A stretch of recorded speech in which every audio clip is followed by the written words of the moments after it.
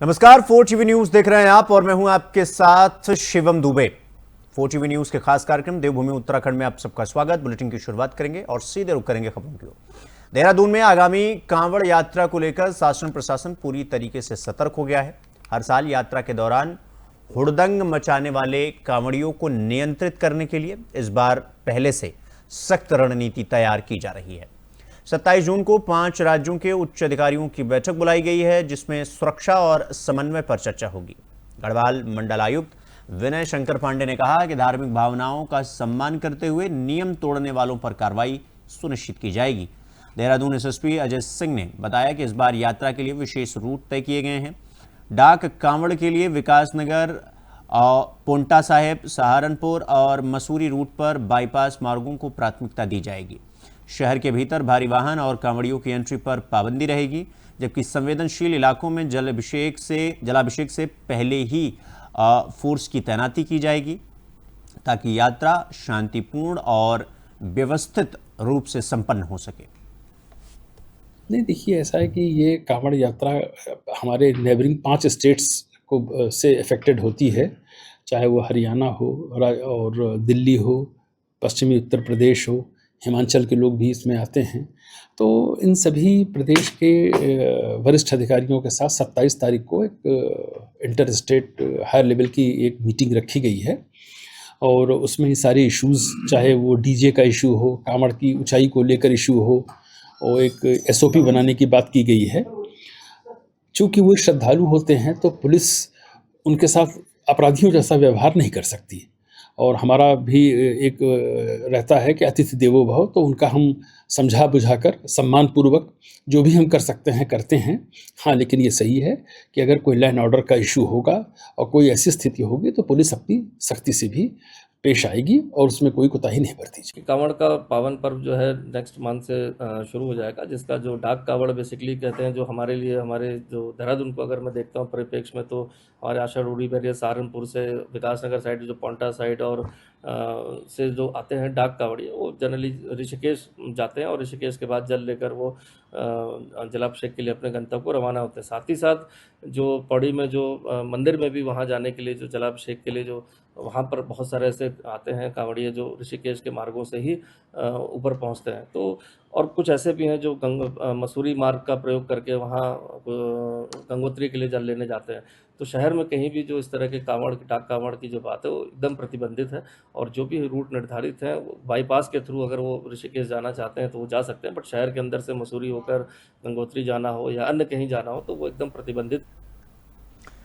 अब रुक करेंगे अगली खबर की ओर। उत्तराखंड के रुद्रप्रयाग जिले में लगातार हो रही बारिश के चलते केदारनाथ यात्रा मार्ग एक बार फिर बाधित हो गया।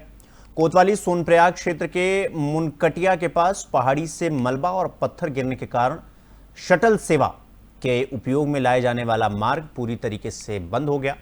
इस कारण वाहनों की आवाजाही रुक गई और यात्रियों को इस स्लाइडिंग जोन से पैदल गुजरना पड़ रहा है। श्रद्धालु अब सोनप्रयाग से मुनकटिया होते हुए गौरीकुंड तक अतिरिक्त 6 किलोमीटर सहित करीब 24 किलोमीटर का पैदल ट्रैक तय कर बाबा केदारनाथ के दर्शन को पहुंच रहे हैं। बारिश के चलते गौरीकुंड से केदारनाथ धाम तक पूरा जो रास्ता है वो बेहद चैलेंजिंग हो गया है, यानी चुनौतीपूर्ण बना हुआ है।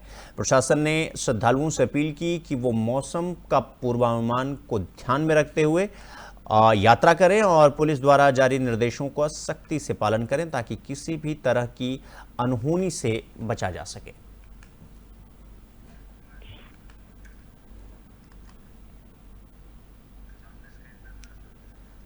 तो इस खबर पर हमारे साथ अजय पांडे, ब्यूरो चीफ उत्तराखंड, हमारे साथ जुड़ गए हैं।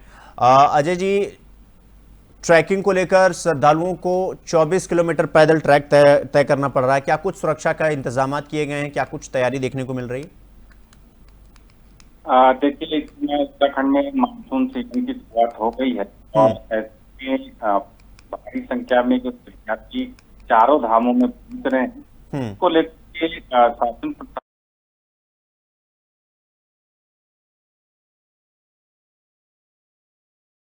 की चेतावनी जारी की जाती है, तो उसको काफी गंभीरता से लिया जाता है।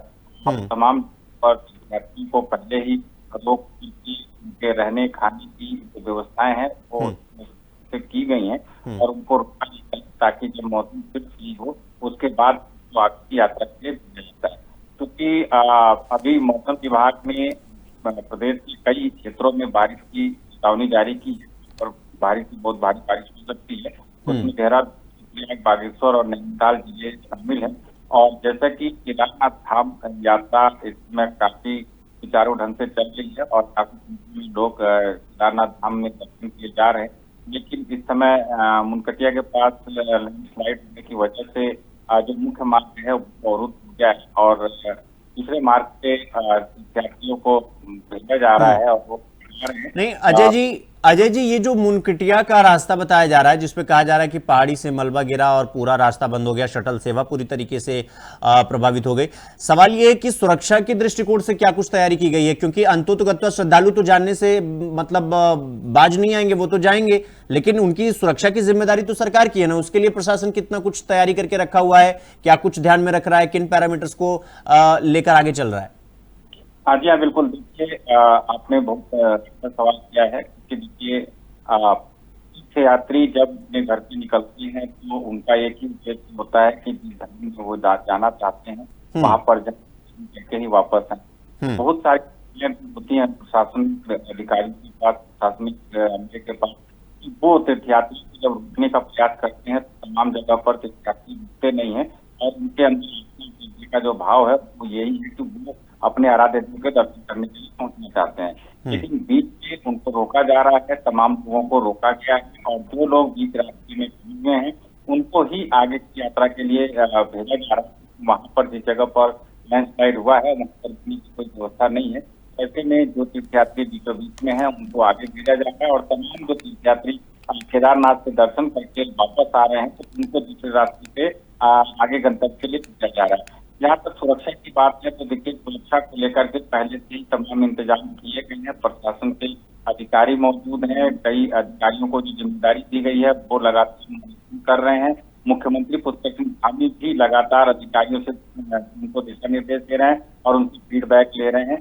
इसके अलावा जो स्वास्थ्य सेवा को लेकर के भी तमाम तरह के इंतजाम किए गए हैं। तीर्थयात्रियों को संबंधी अगर कहीं परेशानी होती है तो उसका भी तुरंत इलाज भी किया जा रहा है। उनसे उनके स्वास्थ्य को लेकर के फीडबैक भी लिया जा रहा है, तभी उनको आगे भेजा भी जा रहा है। इसके साथ तीर्थयात्रियों को रोका जहाँ जा रहा है वहां पर उनके लिए रहने की जो समुचित व्यवस्था है वो की गई है, खाने की व्यवस्था की गई है, पेयजल की व्यवस्था है। तो तमाम तरह की जो तैयारियां हैं वो पहले से ही की गई हैं। और देखिए जब चारों धामों में मानसून सीजन के दौरान तमाम तरह की दिक्कतें आती हैं और ये अभी शुरुआत है, क्योंकि आने वाले दिनों में ज्यादा जब बारिश होगी तो कई जगहों पर लैंडस्लाइड होने की संभावना है और ऐसी जगह पहले से चिन्हित किए गए हैं कि कहाँ कहाँ पर लैंडस्लाइड हो सकता है।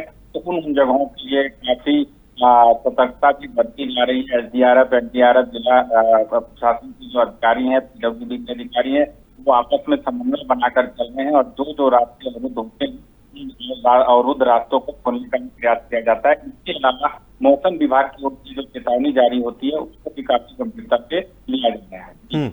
और अजय जी ये जिस तरीके से ये कहा जा रहा है कि भाई मुनकुटिया से होते हुए गौरीकुंड तक लोग जा रहे हैं, अब लगभग उनको पूरा 24 किलोमीटर का रास्ता तय करना पड़ रहा है। इसको लेकर श्रद्धालुओं का क्या कुछ कहना है? क्या उन्हें अपनी जान का खतरा नहीं है या सरकार बता रही भाई लैंडस्लाइड हो सकता है और हुआ भी है, आगे रास्ता जो है आपको सतर्कता की तरफ इशारा कर रहा है, उसको लेकर उनका क्या कुछ कहना है? क्या वो पूरे श्रद्धा भाव में ही लीन है या फिर इन सब चीजों पर भी वो ध्यान दे रहे हैं और इसकी ये चीज भी एक समस्या का कारण है?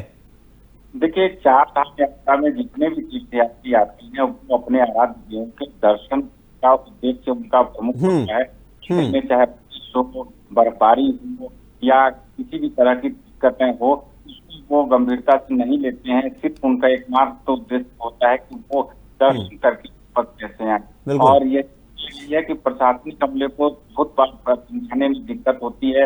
लोग बारिश में भीगते हैं, बर्फबारी के दौरान भी लाइन में खड़े होकर के दर्शन के लिए तैयार रहते हैं। तो ऐसे में जो आस्था और श्रद्धा का भाव है वो संगम यहाँ पर देखने को मिलता है और लोग हर परिस्थिति में, हर स्थिति में दर्शन करने के लिए जाना चाहते हैं। यहाँ तक कि जब उनसे उनके स्वास्थ्य को लेकर के की जानकारी मांगी जाती है कि उनकी किसी तरह की कोई गंभीर बीमारी तो नहीं है, पहले से उनका किस तरह का इलाज चल रहा है। तो वहाँ पर भी बहुत सारे श्रद्धालु हैं, तीर्थयात्री हैं, वो अपनी बात को छिपाते हैं और आगे की यात्रा करते हैं। तो ऐसे में उनको बाद में भी दिक्कतें होती हैं। तो कुल मिलाकर के जहाँ आस्था का भाव हो, जहाँ पर उनका एक ही उद्देश्य हो कि वो दर्शन करना चाहते हैं, तो ऐसे में उनको विपरीत परिस्थितियां कितनी भी हो, वो कोई रोक नहीं सकता है। किसी भी तरह की स्थिति हो, वो सिर्फ दर्शन करने के लिए जाना चाहते हैं। और आज के मौसम में हाँ इतना जरूर है कि प्रशासन की ओर से जो तमाम तैयारी की जाती है, कैसे उनको सुरक्षित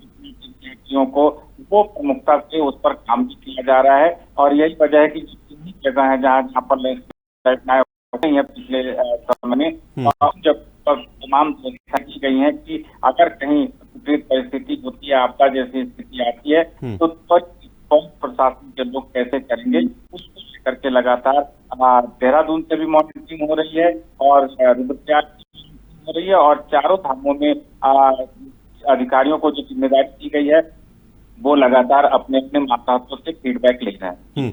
अजय जी, चूंकि ये चारधाम यात्रा पिछले कई वर्षों से लगातार होती आ रही है और चूंकि हम सब जानते हैं कि उत्तराखंड को देवभूमि में कहा जाता है और देवभूमि में ये जो पहाड़ी वाले इलाके हैं, या मतलब जो पहाड़ हैं, जंगल हैं, और एक बारिश सबसे बड़ा मुसीबत का कारण मानी जाती है ऐसे इलाकों में खास करके। मैं ये जानना चाहता हूं कि बाकी पिछले वर्षों की तुलना में इस साल सुरक्षा के जो पैरामीटर हैं उनको खास ध्यान रखा जा रहा है, और बाकी सालों से इस साल क्या अलग दिखाई दे रहा है कि हाँ प्रशासन इस जगह पर ज्यादा मुस्तैद है और इस बार ज्यादा प्रिकॉशंस लेके चल रही है, क्योंकि हम इतिहास से सीख करके वर्तमान को बेहतर बनाते हैं। जी बिल्कुल। जब पहले के समय में भी तमाम परेशानियां रही और प्रशासन को ये पता चला है कि कौन कौन सी ऐसी चीजें हैं जिनको दुरुस्त करने की जरूरत है, तो ऐसे में प्रशासन ने पहले के समय जो यात्रियों को लेकर के समस्याएं आई हैं उनका निदान किया जा रहा है। और सबसे बड़ी बात ये है कि चारों धामों में तीर्थयात्रियों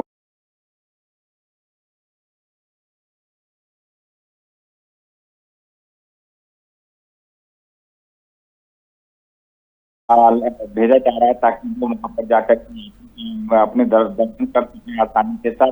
तो एक बड़ी चीज ये आई है कि केदारनाथ में, बद्रीनाथ धाम में लंबी कतार नहीं देखने को मिल रही है।